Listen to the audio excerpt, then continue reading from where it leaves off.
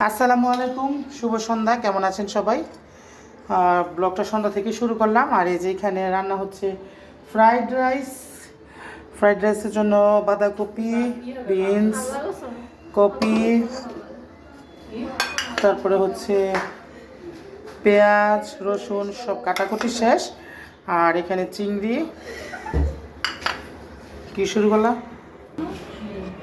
আর rice বসাই দিচ্ছে একদম পোলার চাউল, চিনি গুঁড়ার যেটা ওইটা। দুধ নামায় রাখছে, হয়তো কিছু করবে, আমি করব না। তো যাই হোক, আজকে রাতে খাবো ফ্রাইড রাইস। আপু হচ্ছে বড় লোক, সে রান্না বাড়ি পারে। আমি রান্না বাড়ি পারি না, এটা আমার ফ্রেন্ড অন্তত তার যে বিশ্বাস করবে না যে আমি রান্নার জন্য একটু হলেও ভাইরাল। রান্না করতেছে আমার একমাত্র সাদি আপা। তার আগে যেটা খাবো সেটা হচ্ছে 1 কাপ আদা চা, যেটা না হলেই না। সব থেকে বড় কথা, আমার আদা চার জন্য বেড়া উঠতেছে। এই যে আদা চা বসাইছি, সেই স্বাদ। তো এখানে বিয়ান রান্না করতেছে ফ্রাইড রাইস, আর আমি এখানে সন্ধ্যার সময় চা খেতে বসে গেলাম ড্রয়িং রুমে। আর চাচা তো বোন আসছে, সবাই একসাথে। নর্মালি আমি আমার রুমে বসেই সব কিছু করি, খাওয়া দাওয়া, বাট মানুষের সামনে আমার ভিডিও করতে এখনও পর্যন্ত আমি ততটা ইজি ফিল করি না, এই হলো বড় কথা। তো সবাই একসাথে বসে চাটা খাচ্ছি।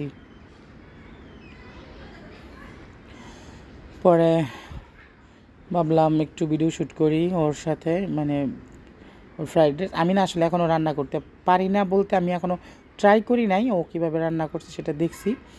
আর এটা পোলার চাল দিয়ে রান্না করছে, খেতে অনেক মজা হয়েছিল, একদম রেস্টুরেন্ট ফেল।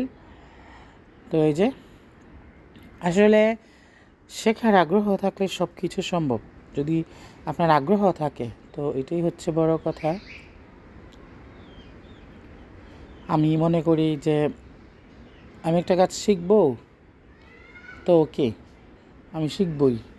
আর যদি পারি না, পারবো না, হবে না, করতে পারবো না, বাড়ি ঝামেলা এই সেই বলি, তাহলে সেটা পসিবল না।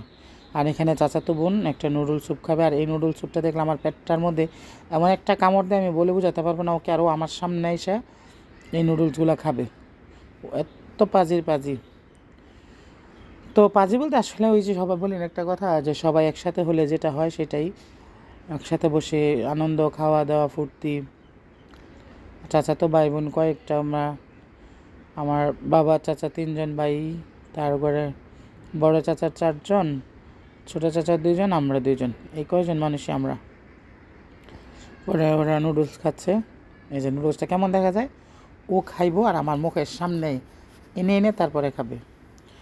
পরে এখানে ভাতিজার জন্য আমি আবার একটু চিকেন ফ্রাই করব, সেজন্য রেডি করে রেখেছি সকালেই। পরে সন্ধ্যার সময়কে ভেজে দিচ্ছি, এই আর কি।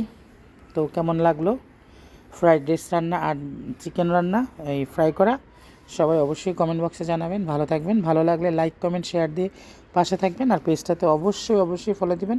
আসসালামু আলাইকুম, আল্লাহ হাফিজ।